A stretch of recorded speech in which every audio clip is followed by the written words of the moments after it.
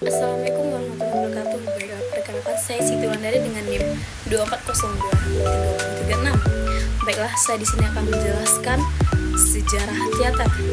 Apa itu teater? Teater berasal dari kata Yunani lama, teatron, yang secara harfiah berarti tempat atau gedung pertunjukan. Dengan demikian, maka kata teater selalu mengandung arti pertunjukan atau tontonan.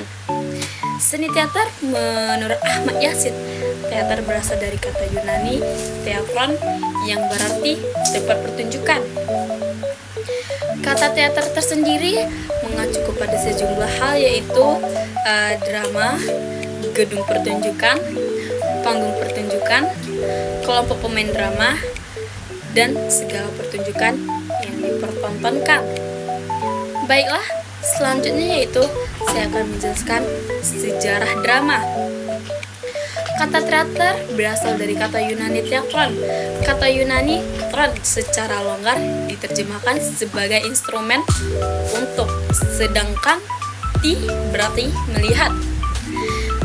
Teater diyakini berasal dari suatu kota di Yunani kuno bernama kota teater yang punya tanggung jawab untuk mengatur pertunjukan drama ini. Baiklah, diyakini bahwa drama mulai berkembang pada abad ke-6 sebelum Masehi di kota ini, dengan argumen bahwa Thespis atau penyair dari Athena awalnya menciptakan seni tersebut, yaitu meskipun hal ini masih diperdebatkan. Pada masa itu, masyarakat Yunani kuno menggunakan teater sebagai media ritual, penyembahan dan persembahan pada dewa-dewi. Selanjutnya yaitu perkembangan teater di barat ada 4. Yang pertama, teater Yunani kuno 534 sebelum Masehi.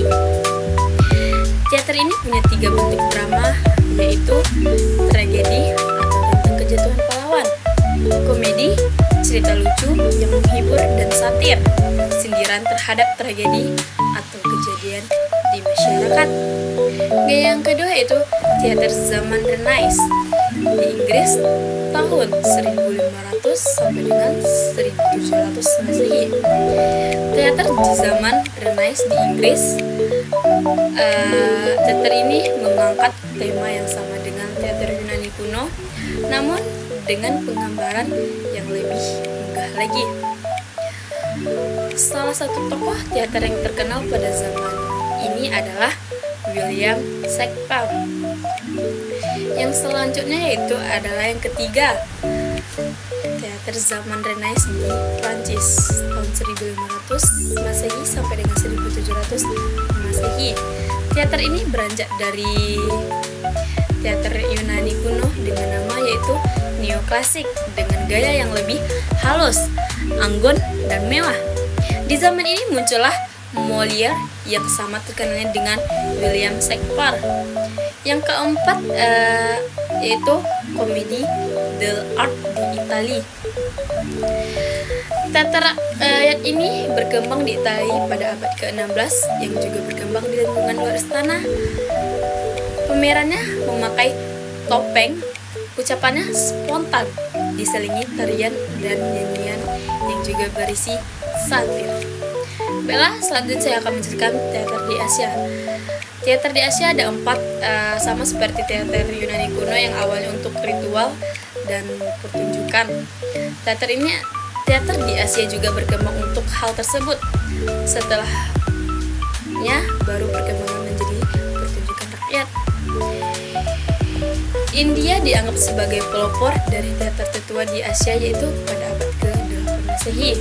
Kegunaannya juga sama, yaitu untuk pemujaan atau pertunjukan rakyat seperti pertunjukan tentang pertarungan.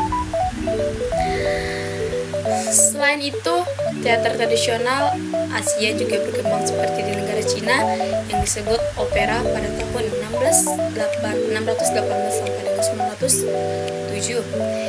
Di Jepang sendiri, teaternya sudah dikembangkan lebih dahulu daripada zaman Shakespeare, yang dimana Jepang sudah punya panggung berputar, pintu jebakan, dan pencahayaan kompleks. Drama yang terkenal di Jepang adalah No dan Kabuki. Baiklah, yang kelima yaitu saya akan menjelaskan teater tradisional di Indonesia. Ada 4. Yang pertama ada teater rakyat. Baiklah, saya di sini akan menjelaskan apa itu teater rakyat, yaitu improvisasi sederhana, spontan dan menyatu dengan kehidupan rakyat. Contoh teater rakyat yaitu Makyong, Randai, Memandah, Arja, Ubruk, Ketoprak, Ludruk, dan Cekepung.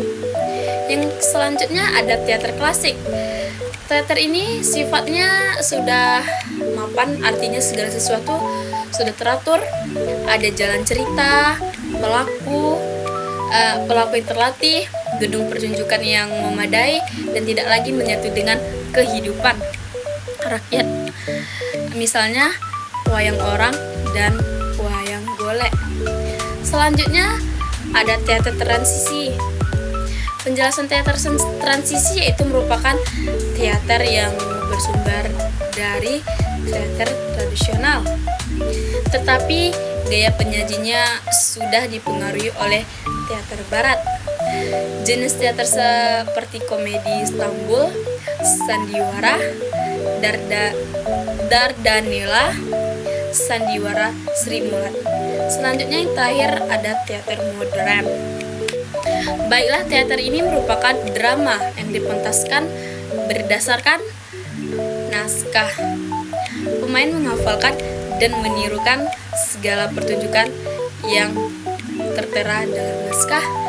Dalam perkembangan sekarang, teater modern dilengkapi gambar animasi dan pengeras suara. Baiklah, selanjutnya saya akan menjelaskan perbedaan drama dan teater. Perbedaan antara drama dan teater yaitu teater terletak pada bentuk dan pelaksanaannya. Drama merupakan karya sastra berupa naskah tertulis yang berisi dialog, tokoh, dan konflik, serta menjadi dasar sebuah pementasan. Sementara itu, teater lain lagi penjelasannya. Teater itu adalah perwujudan dari naskah drama dalam bentuk pertunjukan di atas panggung yang melibatkan aktor, gerak, ekspresi, dan tata artistik. Dengan demikian, drama bersifat tertulis dan konseptual, sedangkan teater bersifat visual dan dipertunjukkan. Baiklah, selanjutnya kita selamat menyaksikan video salah satu video contoh drama, yaitu baiklah selamat menyaksikan.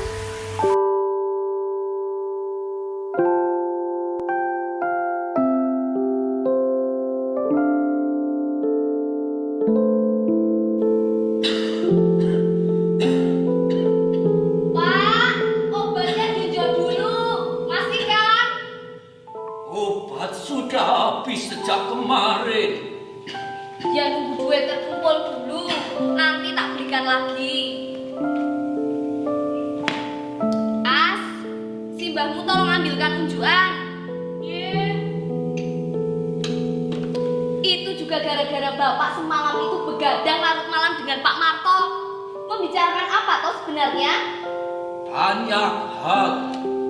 Dia bercerita tentang berita-berita yang ada di televisi, tentang kejahatan sosial yang semakin hari semakin bertambah, provokasi-provokasi yang akan memecah belah persatuan.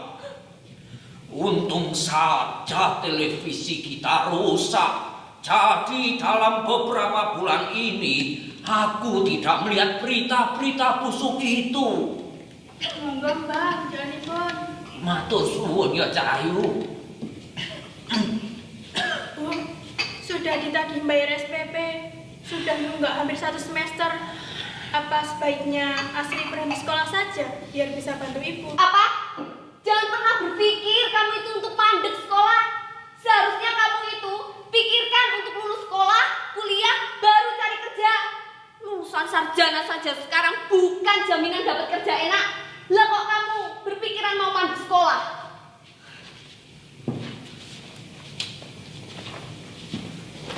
Maafkan aku ya, San.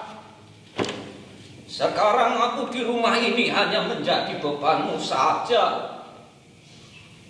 Aku juga sangat menyesalkan Parjo anakku yang seharusnya bisa menjadi kepala rumah tangga kalian yang baik, malah pergi tanpa kabar.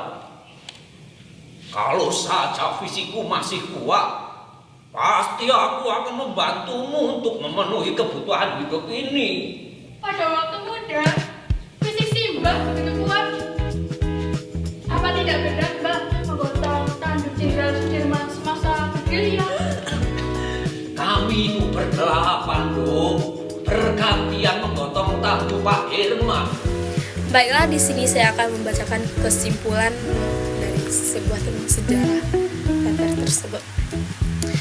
Kesimpulannya yaitu teater merupakan salah satu kesenian yang memiliki nilai ekspresi, suara, dan juga nilai yang mengambil langsung dari kehidupan nyata lalu ditampilkan di atas panggung.